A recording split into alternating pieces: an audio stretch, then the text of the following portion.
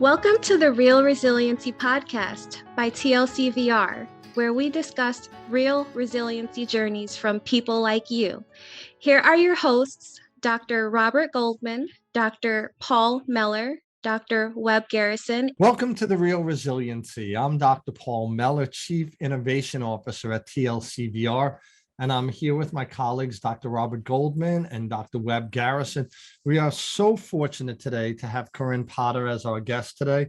Our podcast is all about people taking their own path and their own road to resiliency, and there's no better person that exemplifies that than Corinne.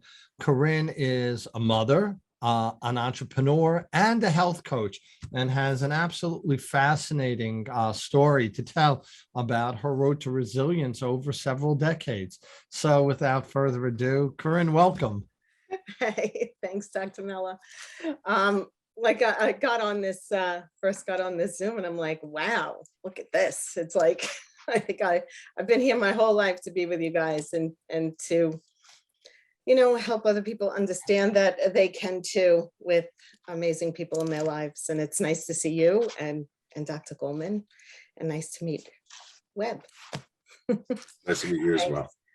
So Corinne, what I'd like to do today is actually have you take us down your path, go over a little bit of your life story, and then talk about, that pivot that took you to where you are today, which is just an absolute remarkable story. So can you tell us a little bit about yourself? So, to piggyback off what you said, I am a mom, I am a daughter, I am a friend, and a daughter of God. And I'm a single mom. I've been a single mom for about 20 years. Could you believe that? It's a long time. And I was only married 11 years. And, my childhood was good. And and I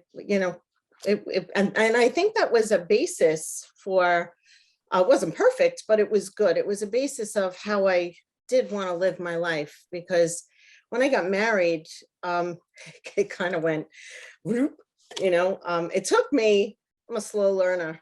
It took me 11 years to realize I was married to a pathological liar, a person who had a totally other life aside from the life he was with me and my kids. I met Dr. Meller in the court system, actually. Corinne, I just wanted to know if you can tell everybody just a little bit about what those early years were like for you. What was your starting point in adulthood that took you along this long trail to get here? But when I talk about my marriage, it was a marriage of like deception. It really was. He was not a, this is my opinion, of course. He wasn't a trustful person. He was actually living a different life outside of our marriage. And when he hit me 2 times, on the first time he forgave, I forgave him. Okay, second time it wasn't going to be forgiven. I got hit in the head. He punched me in the head. My ear was bleeding. And I ran out of the house into my minivan that the kids were in at the time. They didn't see that. And I went over to my parents' house and I called and said, you need to leave. And here I am. I did not have a job. I had 2 kids, 3 and 8. And when I got back to my house, his clothes were taken out. He left, thank God. And I didn't have a job. We had no money. And, we went through into the court system. So that was the first thing. Sure. So tell us a little bit what it was like to be a single mom, to have a 3-year-old and an 8-year-old, and trying to forge your way on your own through that. Well, it wasn't an easy path, but the one thing, Dr. Meller, is I had a lot of faith. God was a big, big, big part of my journey, and knowing and praying and believing that I would be okay. During the course of that, Dr. Meller, of being a single mom, I did work 3 jobs. The kids went from one place to another place to another place. My ex-husband would say he would come and get them, and he didn't. And then when he did, they'd come home and they'd have Andrew had stitches one time. But I always worked, but during the course of this being a single mom, I also got breast cancer. So that was. Can I talk about that now? Yes, absolutely. This is your story, Corinne. Yeah. So during this course of stress, I landed up having breast cancer, and a week later, The Rock, my mother, was also diagnosed with breast cancer. So you can only imagine how we were responding to that. And my kids, my kids are kids of resilience. There's no doubt. But I had breast cancer. I would go for chemotherapy and go to work after a chemo treatment. And my coworkers would be holding my hair back while I was throwing up in the toilet. And I it was hard. I'm not going to lie to you. It was hard. And then in my radiation, while I was going through radiation, I was in, at the time, kind of a long-term relationship. It wasn't the healthiest of relationships either. I found myself pregnant and going through chemo and radiation, and being a practicing Roman Catholic. That was a very hard decision to make. My kids they had me. My mom was also in treatment, surviving cancer. And where would my kids go if I wasn't here? And I did consult with a few priests, and, understanding, talking with my doctors, I was given a blessing to terminate the pregnancy. But when you terminate a pregnancy, it doesn't just, okay, the priest said it was okay. It was a resilience that I had to overcome and come to peace and forgiveness with, for myself. But the mess always becomes the message, and God, led me down a path to be able to help people choose a different path. So Corinne, you were just talking about 3 so important pieces: your strength, finding your peace, and forgiveness.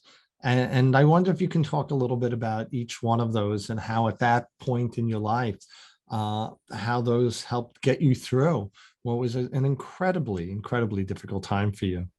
Yeah, well, the road to forgiveness on the path of terminating a pregnancy, it's even hard to say, having an abortion, it's hard to say.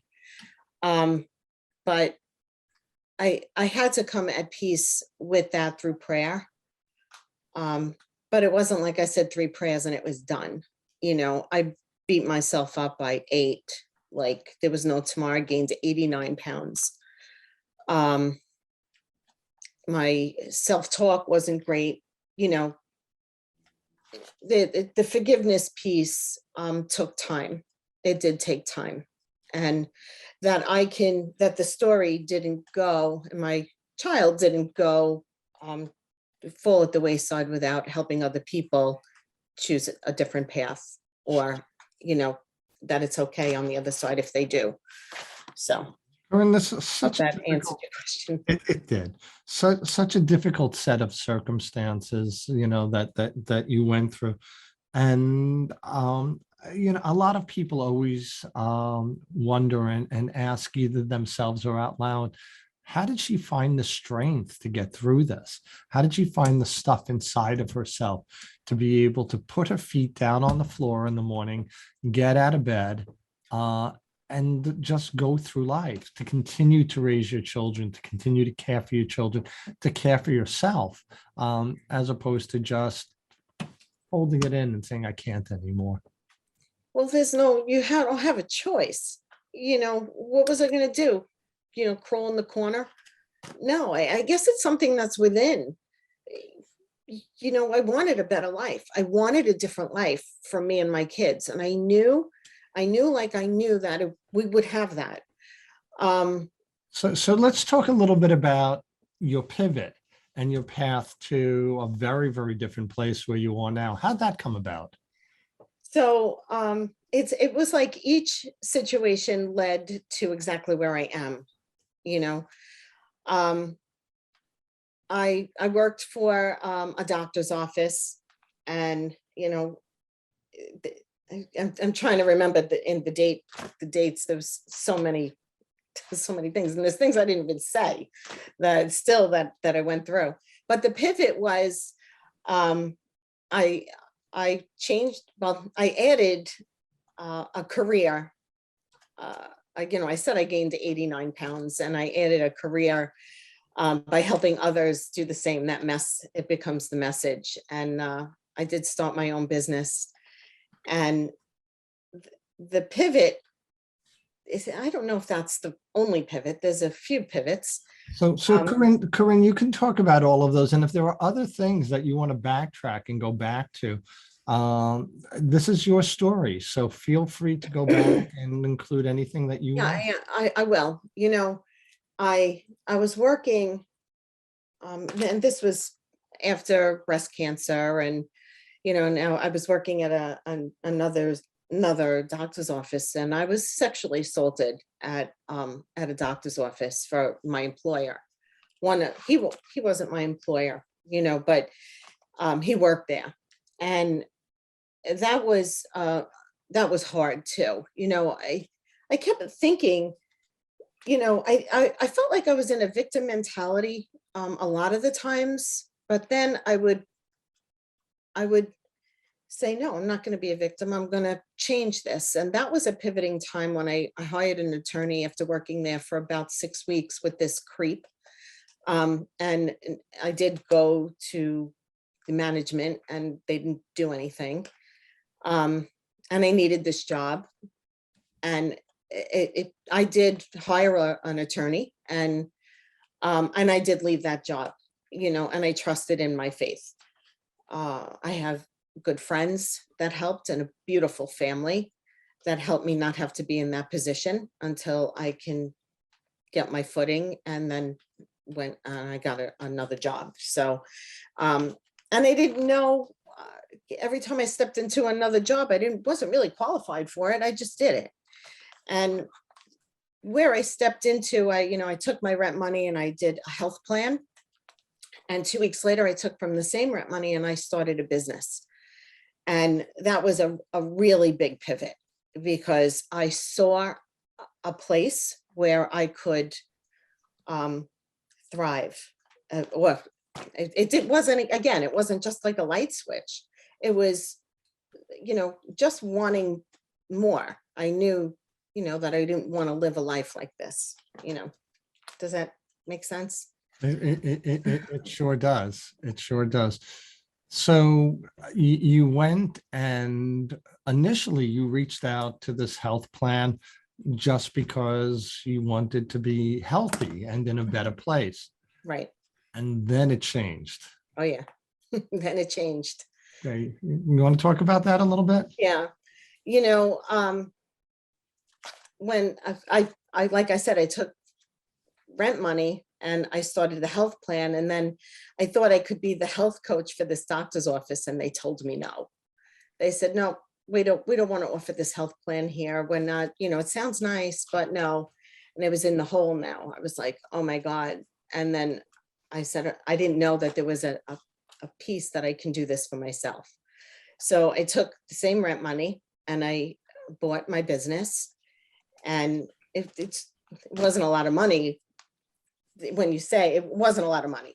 So it was $200. I bought my business, but I saw doors in helping other people. I, there's the saying, a rising tide lifts all boats, but in helping other people get healthier, and, it helped me, by helping them, because I earned an income. But So So you I really took my want- rent money and I had to make that money back. You know, I invested $600, you know, 200 for my business and about $300 and change to do what I thought was a diet. And yeah, you know, if I didn't, it was big. It was a huge risk for me, for sure. it was. So you really rolled the dice here. Mhm. Yeah, I Okay. did. I said, I need to make this work. So what do I have to do? You know, and I utilize social media to share my own story. You know, that mess that becomes the message was huge. The test becomes the testimony was huge. And, you know, I work hard, you know, I work hard on myself, my self-talk. I work hard, you know, but you know, I want to say I have so much faith in God and in my spiritual in God that I knew I would just trust. Remember that story, Dr. Miller, about you need to get a lawyer to go into court. And I said, Jesus will be my lawyer. JC is my lawyer. And sure enough, hand me a file. You know, I'm supposed to look at we're at trial and I'm supposed to ask a silly question. And the judge took the file and it's like she became my lawyer. Hence, JC took over.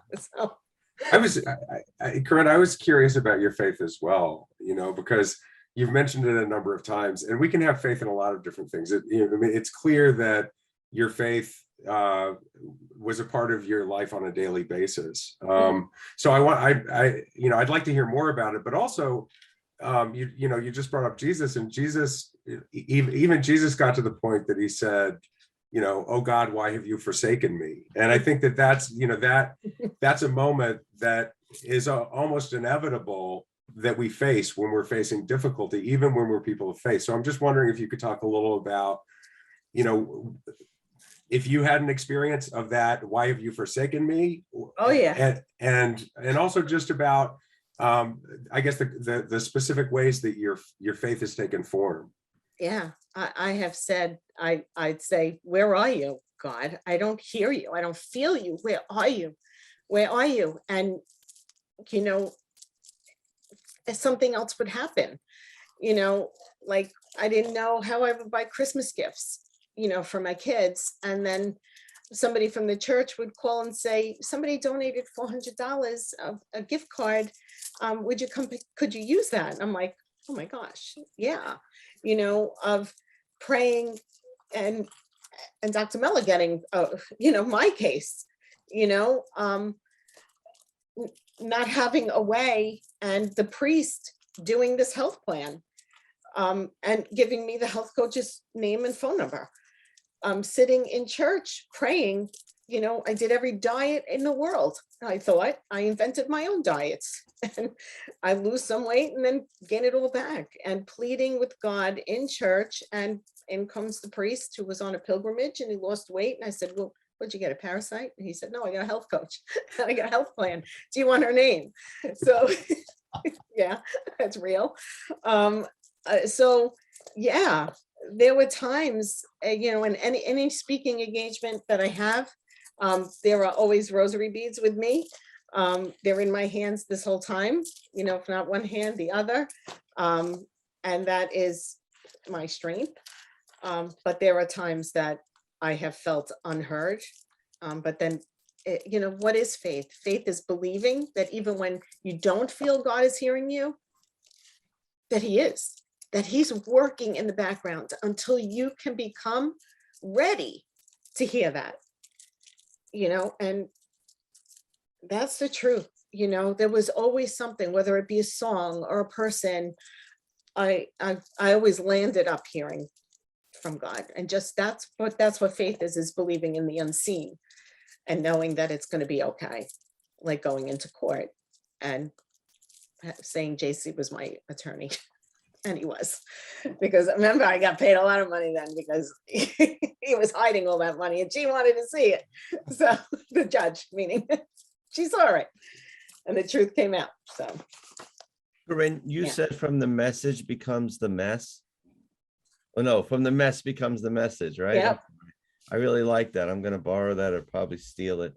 But I guess my question is, like, we've had a lot of people talk about on the show about resiliency, and they're always, I think they're always seeking the message and trying to find the message. I mean, that was a choice you made to look for the message behind the mess, right? I mean, that's what I think makes you unique, and it's tied to your resiliency.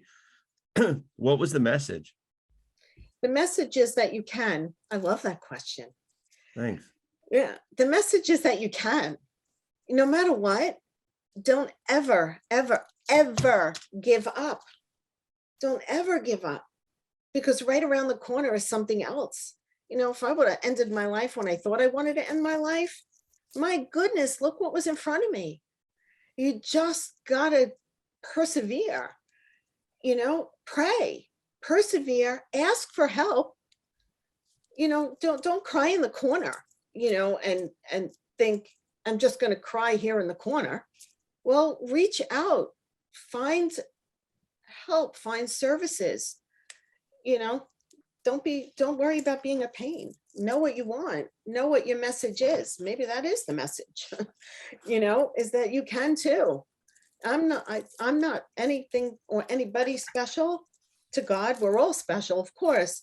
But if I went through this whole thing to tell somebody today, right now, don't give up. Look up, reach out, write down what you want, write it down, take pictures of what you want. Who do you want? Who do you want to become? It's not even like you go from A to Z. It's who you become on the way, and I feel like we're just getting started. It's like, wow, what's next? Now I can afford to do things. So what are we doing? Where are we going? Who are we helping?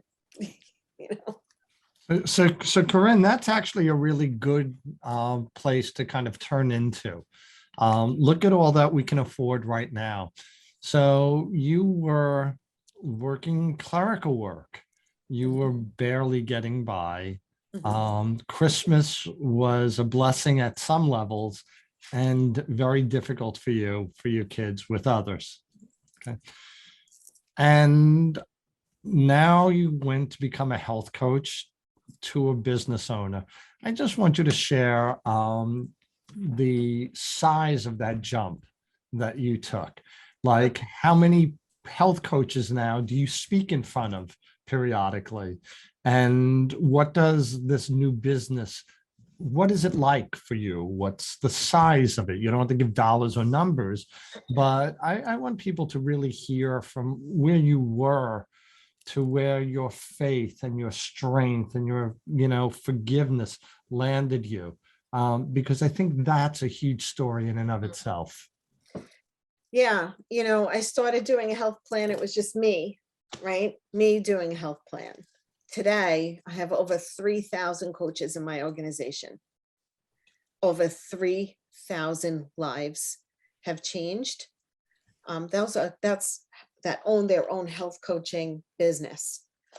I have spoken in front of 5,000 people. And every time you'll see, there are rosary beads around my wrist. Again, it was not easy. And Dr. Mello, that I work hard. This isn't, this wasn't easy street. This is working with other people and other personalities and still loving everybody along the way, even when they don't like you. I bought a shirt on Amazon that says, I should go get it. It says, what do I do when, if people, because you become an influencer, but you also help move people forward, and not everybody maybe likes your style. I walk around with these, laugh, if you will, but these are love glasses. I don't have to wear these a lot. And maybe some people don't like that, but I said, how I sleep at night when knowing people don't like me. If they don't like me, I sleep with a fan on. So and that was a big piece in itself, because I used to worry about what people thought. if you can listen to people and help them feel better and help them, if you can bring value to a person's life, it makes it all worthwhile. It really does. And help by all these little tools. This guy, I don't know if I ever told you about this guy, Dr. Mella. So this is the guy that talks all the bad things to me, tells me I can't do it. He tells me who's going to listen to you. I tell him to be quiet. Shut up. That's what I tell him.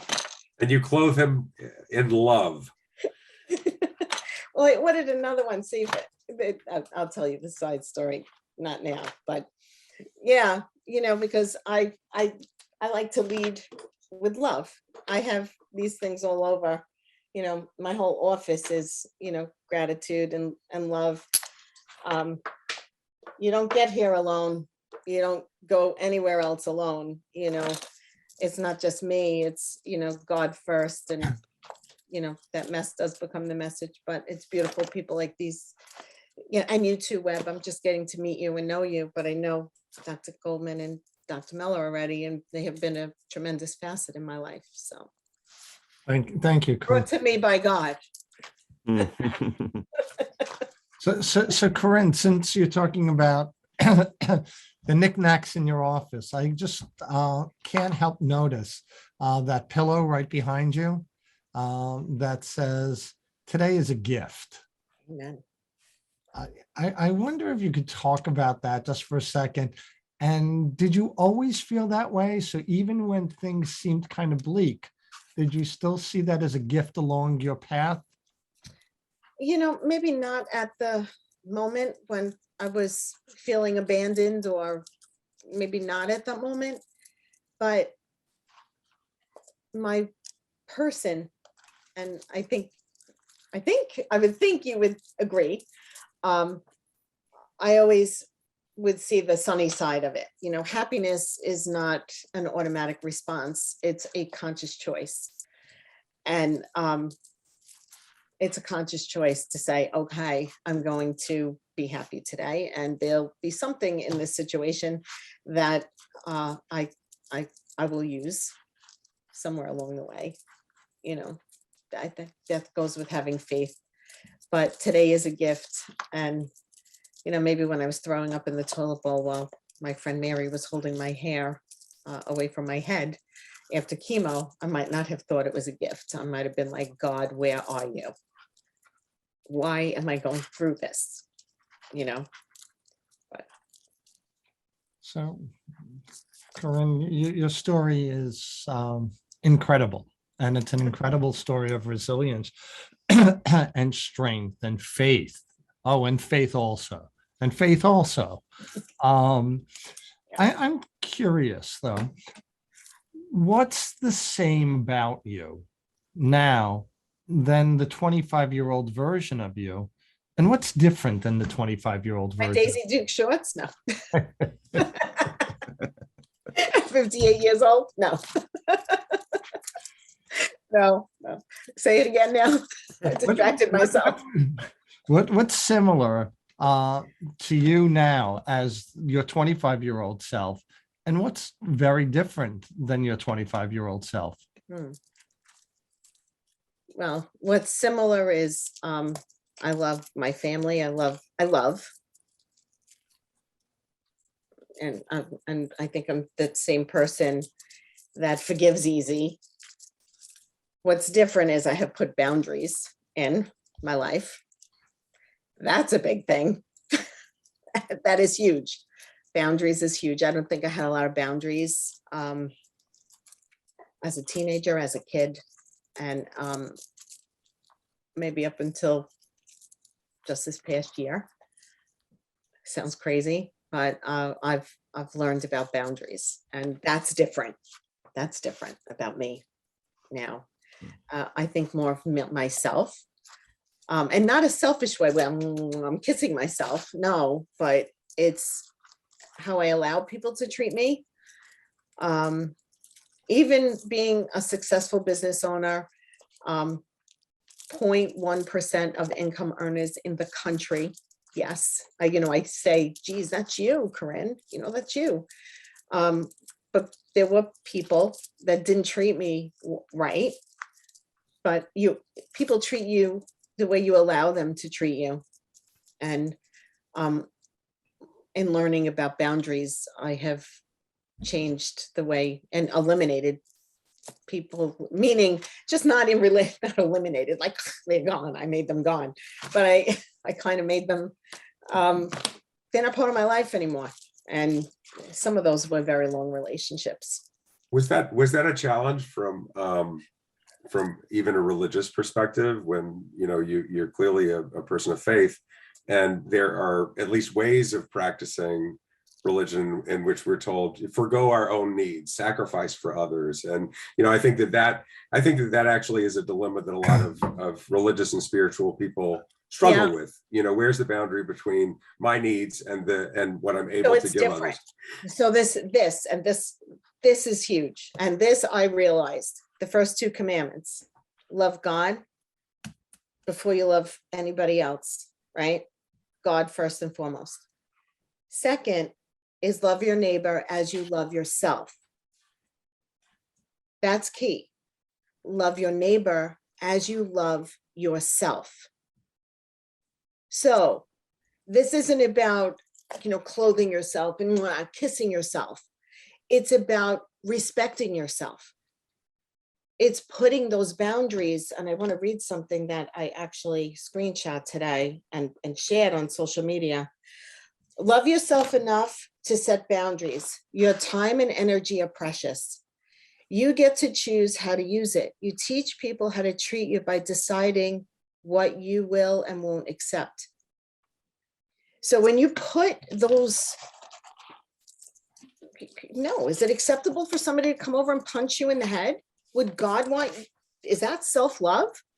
No, it's living a life of virtue, whatever that is for you and God. It's not for me, but it's respecting yourself. Is it nice for people to curse at you and take advantage of you, of your kindness? No, I'll still be kind, but there's a circle. Dr. Miller taught me about this circle years and years ago. Here I am, almost 58 years old, and just getting it. You don't give up. You still keep learning and going and learning and going. I hired a coach. She helps me. She helps me with boundaries. Dr. Miller is one of those, what do we call you? I asked you to be part of that. But it's that is it in a nutshell. Love your neighbor as you love yourself. Love your neighbor as you love yourself. And it isn't being conceited or selfish. Mm-hmm. It's about making sure that you're okay.